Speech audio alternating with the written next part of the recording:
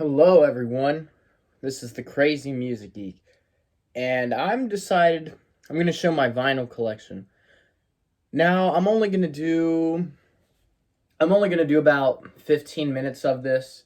So then I will film another video and then kind of splice from there. If I have any pickups between the time I make this video, I'll show those in the next previous videos as well. But yeah.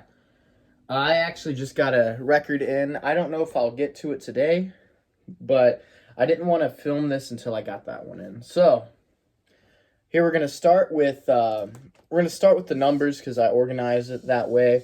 This is Plus 44's only album, When Your Heart Stops Beating. Yeah.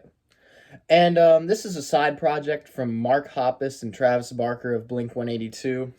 And it's okay.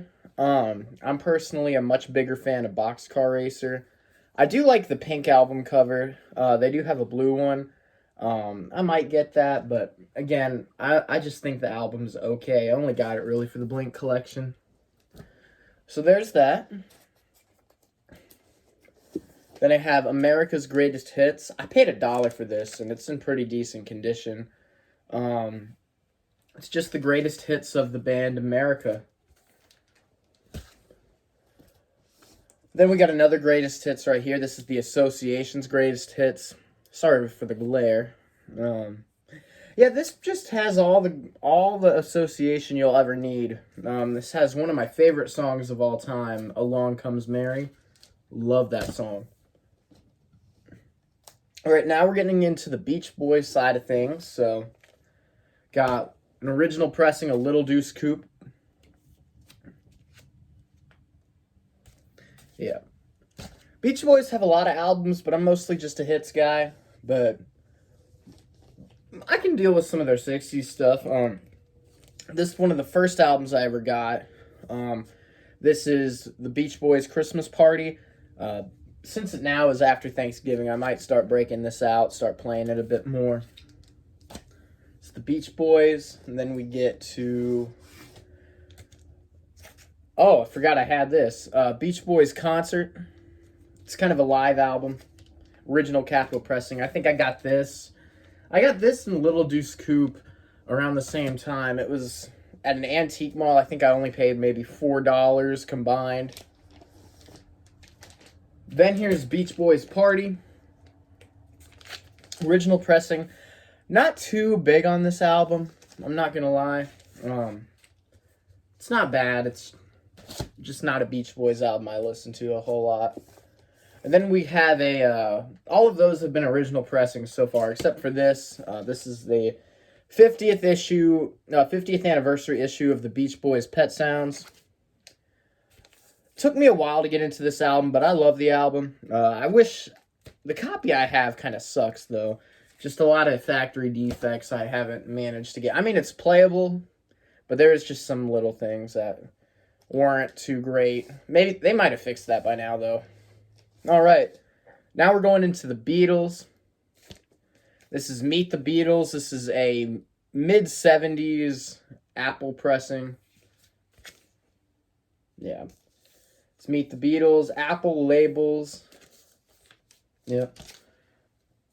And then I believe this is an original pressing of the Beatles' second album.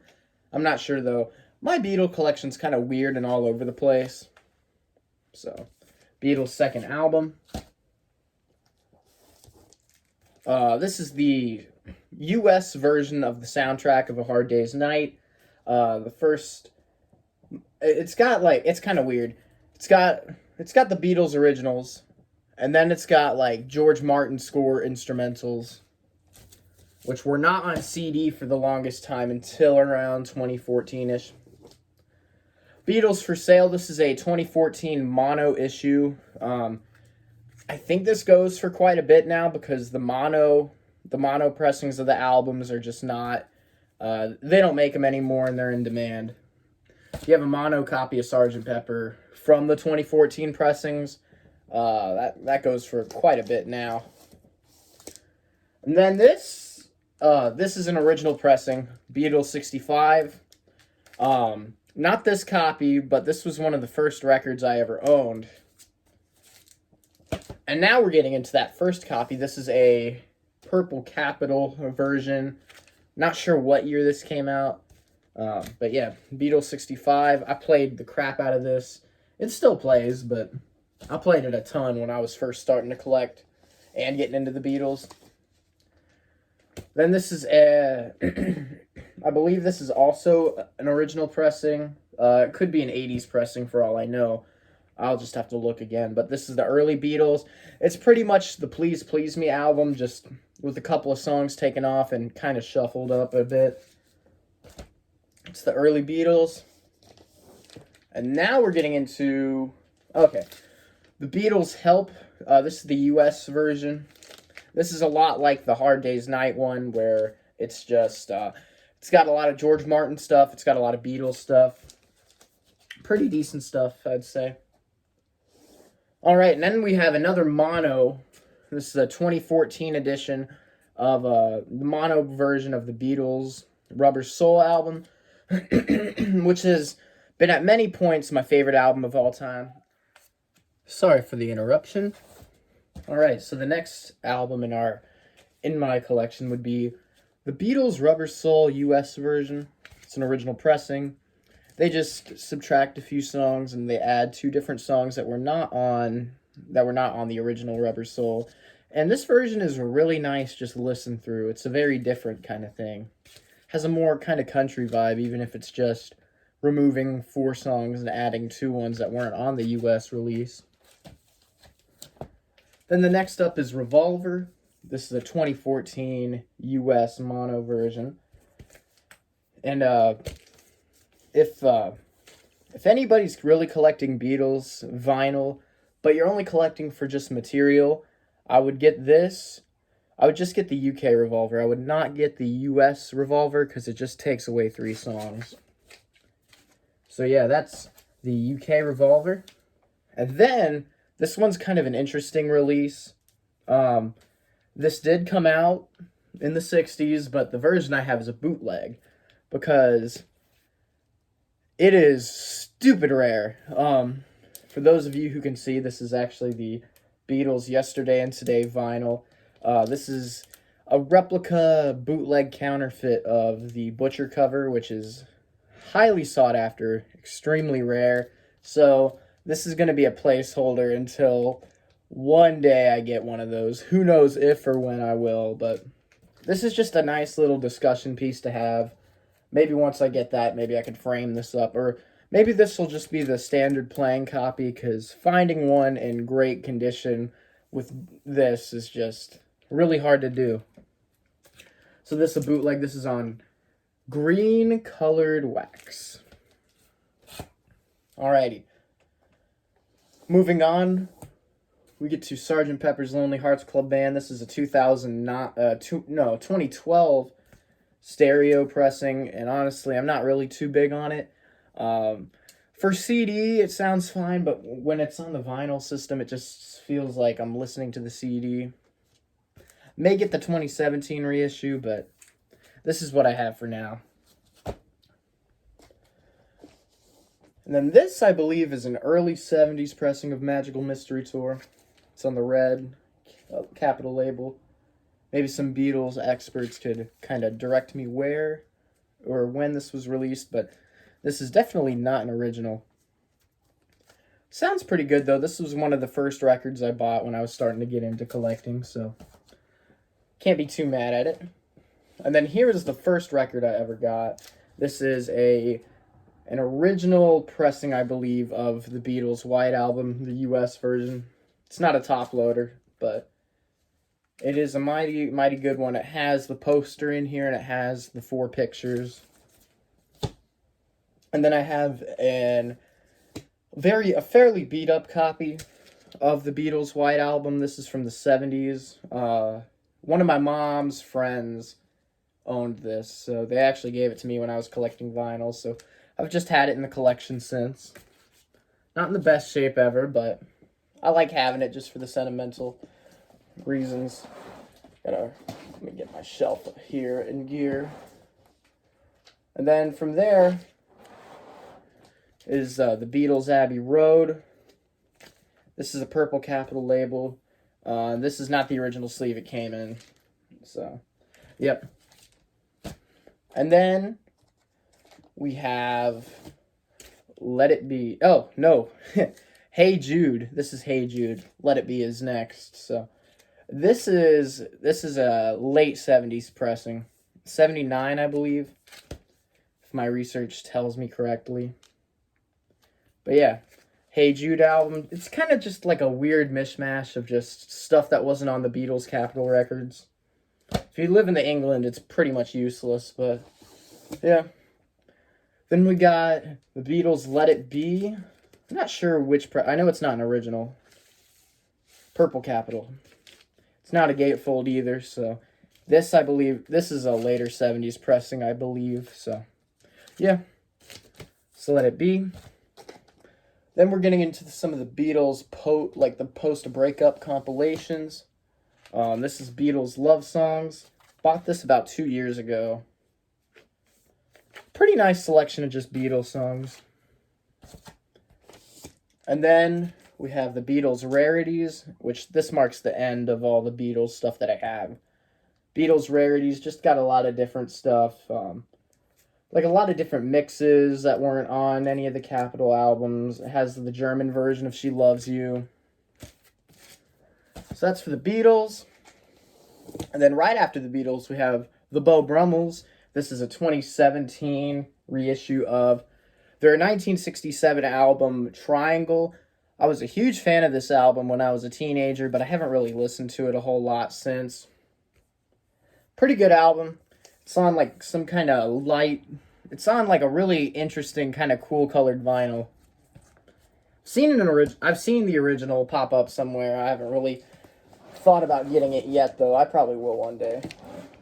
And then this for a while was kind of my grail of my collection, and it still is up there. This is an original pressing of the Big Bopper's Chantilly Lace. I bought this about 2 years ago online. Got it for $40. Could easily sell this for quadruple the money. It's in that great a shape. It's on the Mercury label. Was really stoked to get this. So yeah, that's the Big Bopper Chantilly Lace. I just like I like the album too. It's not really significant other than Chantilly Lace, but it's a fun album. It's a fun album. All right, what do we got next here? Got another 50s rock album here. This is Bill Haley and His Comets. This is Rock and Roll Stage Show. An old record collecting friend actually gave this to me when I was just starting out. So yeah, it's original Decca.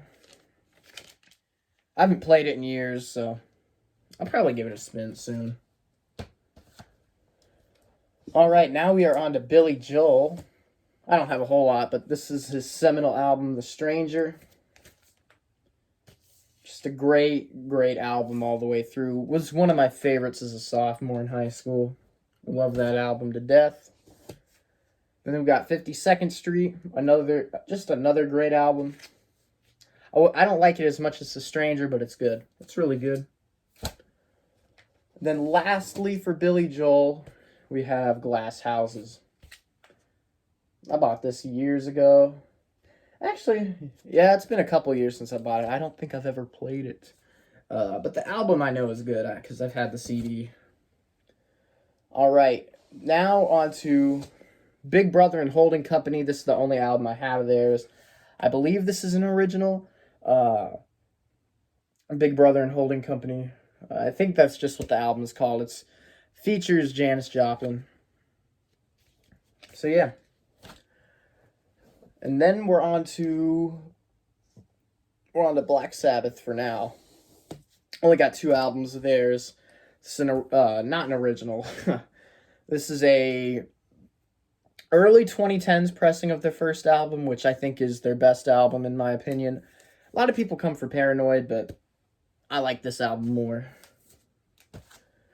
And then I have I think this is an early 80s pressing, or maybe just late 70s pressing of Black Sabbath Sabotage. Pretty good album, pretty good album. I bought this from a record store that no longer exists. But yeah. Now we're on to what I'm probably going to end the video off of, my Blink 182 vinyl collection. Starting out, we have Buddha. This is just a black copy of Buddha. This was one of the, I actually bought this last year. This was actually one of the first pieces I had of Blink on vinyl. Before this, I had a copy of Enema of the State, but it was censored and warped, and now I just have it hanging up on my wall. So, Buddha by Blink 182. Then I have Cheshire Cat, just blue vinyl. Pretty good album. If you ever come across a Cheshire Cat with a black border and red eyes, pick it up because it's worth some money. But yeah, this is some nice early Blink. Has some of my favorite stuff off of it, like Wasting Time and Carousel, of course. And then we get to what possibly is my favorite album of all time, Enema of the State. I ended up buying this to kind of replace the copy I bought. And this is on blue vinyl. I think I paid quite a bit for this. Well, not quite a bit, but I paid about maybe $35 for this copy.